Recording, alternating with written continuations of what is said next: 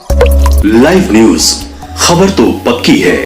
नमस्कार, मैं शंभू कुमार, आप देखें लाइव 24। मैं अभी बेतिया लोकसभा में हूं और ऊंची गांव में हूं जो आदापुर ब्लॉक में पड़ता है। आदापुर ब्लॉक में पड़ता है और ये देख रहे हैं पूरे गांव के लोग हैं। गांव के लोगों से हम बात करेंगे कि 2024 लोकसभा चुनाव जो है 10 साल से एनडीए की सरकार है और एनडीए की सरकार के बाद फिर से एनडीए जो 400 की पार की बात कर रही है, एनडीए खुद दावा कर रही है, मीडिया में ये खबरें चल रही है और ये एनडीए का अपना दावा है कि हम 400 के पार करेंगे और 400 के पार के लिए आप लोग वोट दीजिए। लेकिन ये सारे बातें तब साबित होगी जब हम ग्राउंड रिपोर्टिंग करते हैं, गांव के लोगों से हम बात करेंगे, क्योंकि जो हकीकत होती है, तहकीकात जो होती है, हकीकत की तहकीकात जो होती है वो ग्राउंड से शुरू होती है, गांव से शुरू होती है।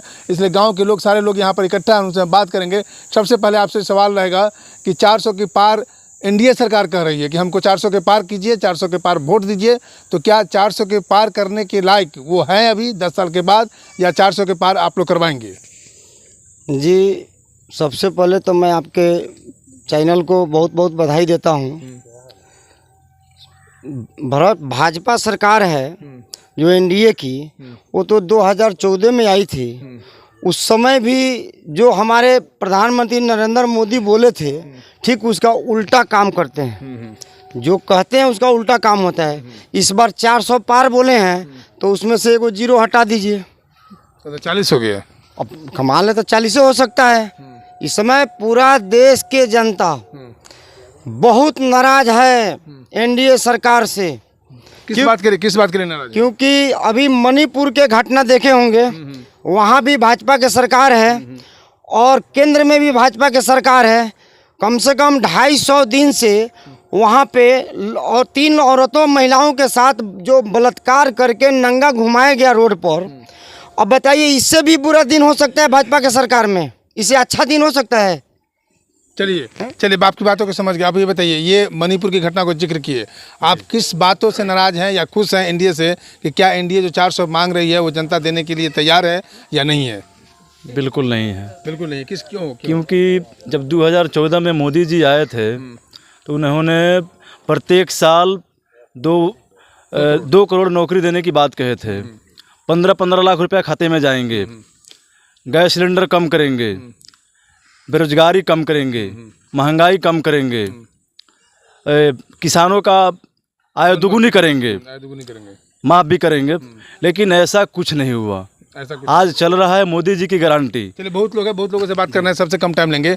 400 के पार, सबसे मेरा कंटेंट आज क्या है कि 400 के पार कह रही है एनडीए सरकार की हम 400 के पार करेंगे और 400 के पार करवाने के लिए हमें सहयोग कीजिए। क्या इस बात के लिए हकदार है एनडीए सरकार? सबसे पहले मैं आपको चैनल को बधाई देता हूँ। ये ग्राउंड रिपोर्ट करके आपने लोगों को जो जागरूक कर रहे हैं और इसकी खबर सरकार तक पहुँचा रहे हैं, इसके लिए मेरी तरफ से बहुत बहुत बधाई हो आपको। 400 की पार की जो ये मोदी सरकार की नारा है, ये एकदम झूठा नारा। उनका कौन सी ऐसी बात है जो आज तक वो सही बोले हैं? सब तो अमित शाह जी खुद कहे थे मीडिया में, एबीपी न्यूज़ का रिपोर्ट में ये जुमला है। तो इसी तरह ये भी जुमला है, 400 के पार जुमला हो जाएगा, जुमला है। और कोई भी ऐसा काम हो देश में जो आप तो देख रहे हैं, आप सब रिपोर्ट ले रहे हैं, कहीं भी कोई ऐसा काम नहीं है जो हमारे जो एनडीए सरकार के आप जिसकी बात कर रहे हैं, जो नोटबंदी हुई, देख रहे हैं जी, ये फेलियर हो गया। आपको ये कोरोना की में हालात देखे आपने, लोगों को क्या हालात हुआ। और उसके बाद किसान की एमएसपी की जो बात आई, तो किसानों पर जिस तरह से बुलडोजर चलाया गया, जिस तरह से किसानों को शोषण गया, 700 मौत हुई और 700 किसान 10 साल में 700 किसान जो आंदोलन में मरे। हमारी बेटियों के साथ क्या हुआ, मणिपुर में क्या हो रहा है, और हमारी खिलाड़ी जो बेटी है उसके साथ क्या हो रहा है, ये सारी जनता अब उनकी झूठ को समझ गई है और कभी ये जनता चूकने वाली नहीं है।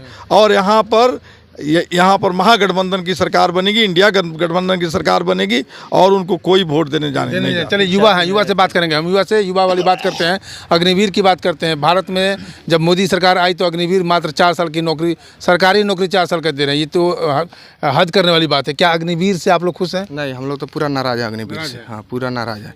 ये नाराजगी कैसे व्यतीत करेंगे आप?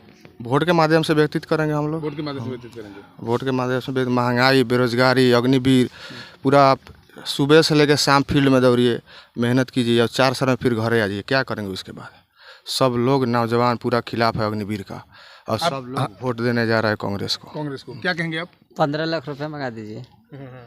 15 लाख रुपया मंगा दे। हाँ, मोदी जी से। अच्छा, आप फर्स्ट टाइम वोट दिए तो 15 लाख के मतलब सोचे कि 15 लाख मेरे अकाउंट में आ जाएगा, दे देते हैं वोट भाई, 15 लाख हो जाए तो कुछ धंधा पानी कर लेंगे, कुछ कर लेंगे, तो उस झूठे वादे में आप लोग झांसे में आ गए। अभी तक नहीं है 15 लाख रुपए। अभी तक नहीं है। पेपर लीक का मामला है, पेपर लीक हर पेपर लीक हो जा रहा है। एग्जाम की तैयारी कीजिए, पेपर लीक हो जा रहा है, फिर तैयारी कीजिए, पेपर लीक हो जा रहा है।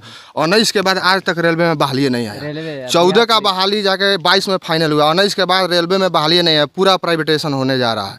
इसलिए पूरा युवा नाराज है, पूरा वोट कांग्रेस को देने जा रहा है सब लोग। सत्ता परिवर्तन की लहर चलिए, पूरा वोट कांग्रेस को देने जा रहे हैं। इधर आइए, क्या नाम हुआ आपका? नहीं बोलेंगे? नहीं बोलेंगे हम लोग। कहा नहीं, गुस्सा में है क्या? नहीं क्या गुस्सा में? नहीं लोग वोट तो दीजिएगा ना जी, बोलेगा। चलिए, अरे हमको नहीं हटाइए भाई, हम हटेंगे खुद।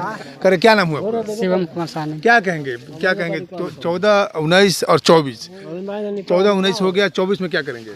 क्या करेंगे, हमारा पार्टी जो है गठबंधन की सरकार में है, तो हम लोग सारा मलाह जाति गठबंधन की सरकारों से। अच्छा, आप सहनी हैं। चलिए, ये साफ साफ कह रहे हैं कि इनकी, देखिए, ये भी एक दुर्भाग्य है बिहार के लिए, जो पूरे भारत के लिए, कि जाति के आधार पर पार्टी बनती है, जाति के आधार पर पार्टी बनती है और उस जाति के नेता को अपना नेता मानते हैं। अगर हर जाति इस तरह से टुकड़े टुकड़े में बंटने लगे तो लोकतंत्र में एक खतरा है। जाति के आधार पर पार्टी नहीं बनना चाहिए और जाति के आधार पर पार्टी किसी भी व्यक्ति को वोट नहीं देना चाहिए। चलिए, ये यहाँ बिहार का कल्चर है, बिहार में जात के आधार पर वोट होता है, तो ये साफ साफ कहते हैं कि मुकेश सहनी इनके नेता हैं और हम मलाह जाति से हैं और हम मलाह हैं, तो हमारी पार्टी का गठबंधन आरजेडी से है, इसलिए हम आरजेडी इंडिया गठबंधन को वोट देंगे। चलिए, आप सहनी के, चलो बात के लोग क्यों भाग गए? चलिए इधर आइए, क्या कहेंगे? क्या कहेंगे, हम लोग फूल छाप को वोट नहीं देंगे। फूल छाप को वोट नहीं फूल देंगे। छाप काहे नहीं दीजिएगा? फूल छाप ऐसा ये गाय चरा रहे हैं लोग, फूल बना रहे हैं आप लोग? ना, फूल वाला काम नहीं होगा। नहीं होगा ना, किस बात के लिए? हाथ छाप का वोट पड़ेगा सब। हाँ? महंगाई हो गया, पेट्रोल हो गया 150 रुपये लीटर, गैस हो गया 2000 रुपये सिलेंडर। 1200 है, 2000 बोलिए ना, मतलब 700-800 आवे वाला समय में 5000 हो जाएगा। 5000 हो जाएगा। हाँ, लेकिन घटा दिए हैं, 200-300 रुपया घटा दिए। नहीं घटा है, वो घटना से उतना तो भरे। शर्ट काहे नहीं पहने हैं? शॉर्ट तो गर्मी हो रहे हैं इसलिए। गर्मी के चलते जी, कि शर्ट के लिए पैसा नहीं है? नहीं शॉर्ट है तो गर्मी के लिए नहीं। अच्छा, कोई बात नहीं है। ये बताइए कि 2025 में, 2024 में जो लोकसभा चुनाव हो रहा है बेतिया से, तो बेतिया से 2 प्रत्याशी, संजय जायसवाल है, मदन मोहन तिवारी जी हैं, तो किसके तरफ मिजाज है आपका? हमारा तो हाथ छाप को। हाथ छाप पर। जी। और कमल छाप पर क्यों नहीं? नहीं। क्या उससे खुश नहीं है क्या? नहीं, उसी से खुश नहीं है हम लोग। क्या, किस बात के लिए दुखी है आप? इसीलिए दुखी हैं, हम लोगों को कमा रहे हैं, इतना मजदूरी करते हैं, मजदूरी नहीं मिल रहा है। अच्छा, मजदूरी करते हैं, मजदूरी कम मिलता है, नहीं मिलता, लेकिन महंगाई उतना ही बढ़ गया है जी। जो कमाते हैं वो बचता नहीं है। वो बचता नहीं है। हाँ। इसीलिए हम लोग फूल छाप को वोट नहीं देंगे। फूल छाप को वोट दीजिएगा? नहीं दीजिएगा? नहीं। हाथ छाप को दीजिएगा जी। चलिए, ये हम दिखा रहे हैं आपको बेतिया लोकसभा से ग्रामीण क्षेत्र का ग्राउंड रिपोर्टिंग। हम लोग गांव-गांव पंचायत स्तर तक प्रयास करते हैं लोगों के मत को जानने का, लोगों के विचार को जानने का।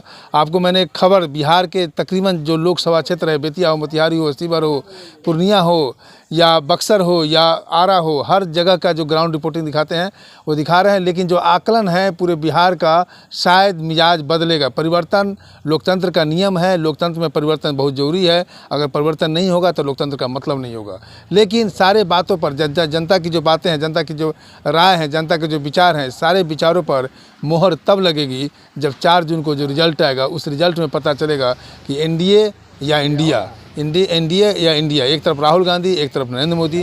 हालांकि चुनाव से पहले जो एनडीए का जो शतरंज कर रहे थे, जो वो गेम जो खेल रहे थे, उस गेम में राहुल गांधी को संसदीय सीट खत्म किया गया।